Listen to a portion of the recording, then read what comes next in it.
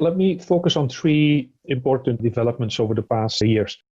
The first one is very positive development. Okay? So if you compare the period, let's say from 1995 or 2000 up till 2017, 2018, we see that there's been really big, significant improvements in the food security situation in the world. And these are very much paralleled with improvements in poverty reduction, etc. What is much less good news is that this seemed to have stalled and even reversed a couple of years ago. And so there are probably two main reasons for that.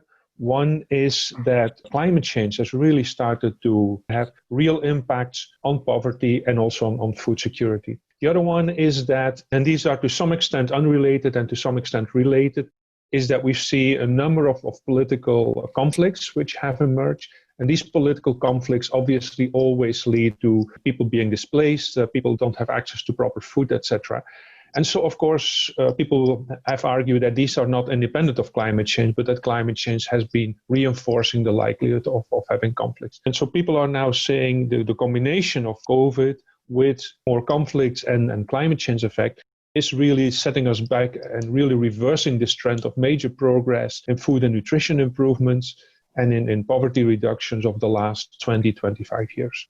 Then the third element, which is, again, a global long-run trend, is that we see a continued increase of nutrition problems related to obesity. And this is a very general trend. And we see that while these things were initially mostly in rich countries, obviously, when you go back, they are now really very important in middle-income countries and even in parts of the poor countries as well.